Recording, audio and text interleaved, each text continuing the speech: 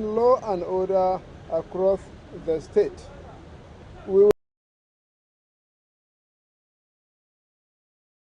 and remain resolute in the fight against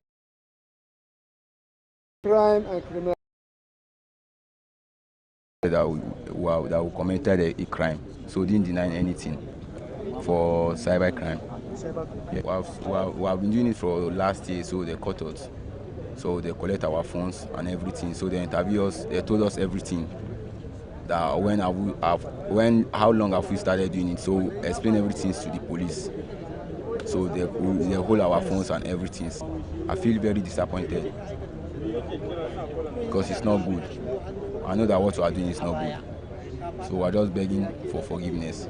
I collect somebody, I stab somebody. When the incident happened, for God, man, I don't know how it take up, but I've already committed, and I plead for justice and mercy. When I was in army, I used to have normally a psychiatry drugs they used to give me. So when the incident happened, I don't even know what happened, but I regret my action because I have never found myself in this kind of condition. The Commissioner of Police, Kaduna State Command, Ibrahim Abdullahi, has ensured Kaduna State residents of their safety and law abiding. We go to Benue State, where the state government has revived the abandoned Governor's Cup competition to stimulate the local economy and ensure talent hunt across the state. Declaring the 2024 edition of the tournament open at the JS Tarka Stadium in Boko local government area on Sunday, the governor positioned that he has seen greater future in sports development in Benue State. Represented at the ceremony by Commissioner for Sports, Youth and Creativity, Right Honorable Tekimbe Ikiyangi, the governor expressed confidence that the revival of school sports will not only serve as a platform to harness hidden talent, but will also address cases of youth restiveness, among other negative issues. He said he was going to revive Governor's Cup. He was going to bring back school sports. All of this was intended to harness great potentials that we have in sports. By so doing, it's going to take care of restiveness among the youth, reduce insecurity, and also other vices that are antisocial.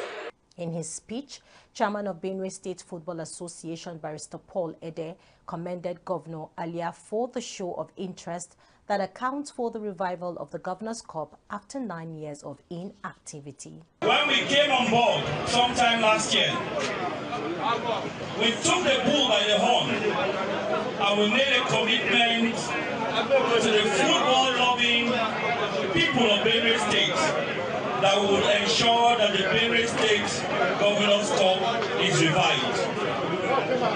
I am happy because that promise has been fulfilled, all because of the astute leadership and commitment of His Excellency, the Executive Governor of Benue State, Reverend Father Dr. Hyacinth Yonem Alia, who is committed to the growth and development of sports at all levels.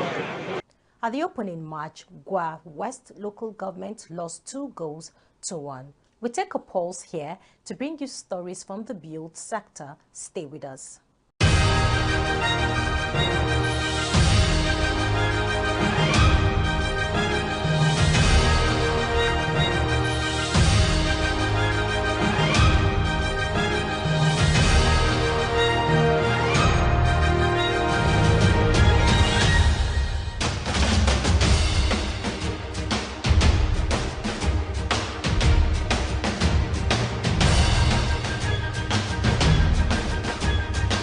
I would also like to congratulate and commend the organizers of this event, Mr. House himself, who is the driving force behind this project and who is so passionate about providing housing for the masses in Nigeria.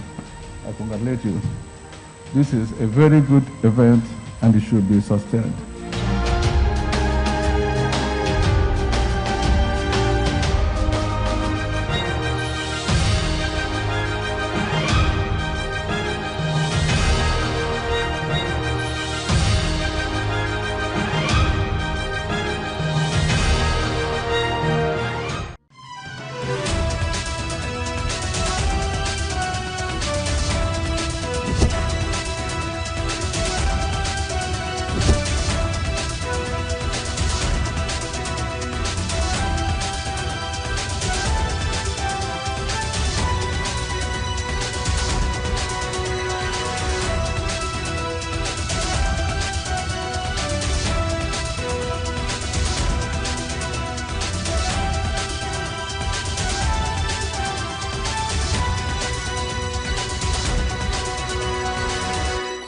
Glad to have you join us back on Housing TV News at the top of the hour. Now to the build sector.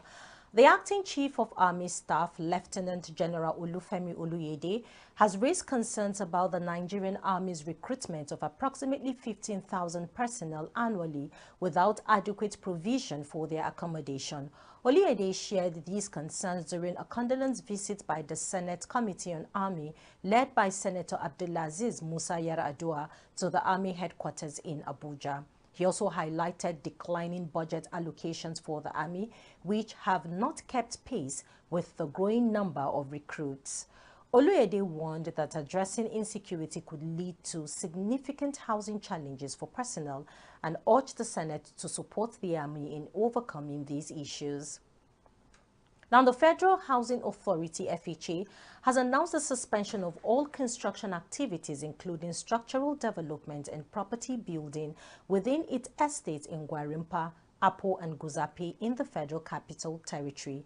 In a statement issued by the FHA's Head of Public Affairs, Kenneth Chigelu, the suspension was attributed to unauthorized modifications and violations of approved building plans.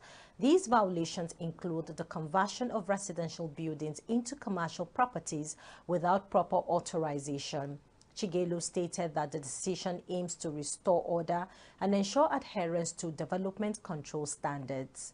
The FHA revealed plans to review all building approvals within these estates to verify compliance with regulations and confirm the legitimacy of granted approvals.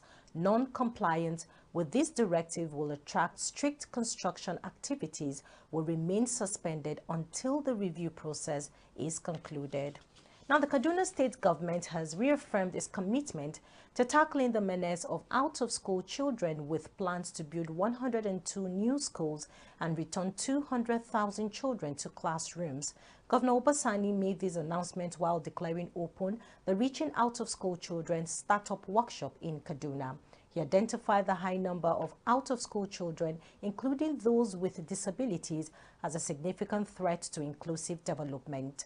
The governor outlined 6 focus areas to address these challenges: improving access, building and rehabilitating education infrastructure, enhancing teacher capacity, leveraging ICT to improve access and quality, prioritizing girl-child education, and strengthening security in the state. On the foreign scene, China's housing market is showing signs of recovery, with several major cities including Shenzhen and Hangzhou experiencing renewed activity supported by central and local government policies. A residential property in Shenzhen Longgang district featuring 214 apartments sold out in just 2 hours, marking the city's 3rd development since September to sell out in a single day. The project's average transaction price of approximately $675 per square meter after discount was a key factor in its popularity. Another development in Shenzhen Nangang district saw 198 of its 206 apartments sold on the first day of its release last week. As of November 22nd,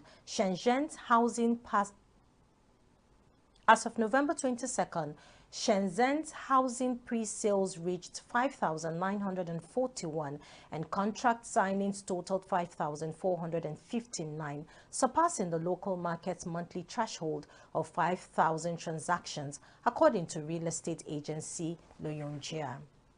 That's the much we can take on Housing TV News at the top of the hour. Before we go, a quick recap of our top stories. President Tinubu to present 2025 budget to National Assembly on Wednesday. Stakeholders meet to deliberate on Nigerian 2025-2027 medium-term expenditure framework. Port Harcourt refinery begins operation. 15,000 soldiers recruited annually without sufficient accommodation. Deputy Speaker of the House of Representatives seeks support for over 260,000 internally displaced persons spread across Southeast. We also saw on the foreign scene, China's housing market shows signs of recovery. For more news in the housing sector, subscribe to Housing TV Africa on YouTube and follow Housing TV Africa on all social media platforms. Do not forget to download the Housing TV Africa mobile app on Google Play Store and Apple Store to stay connected. I am Maimuna Bagodu. Bye for now.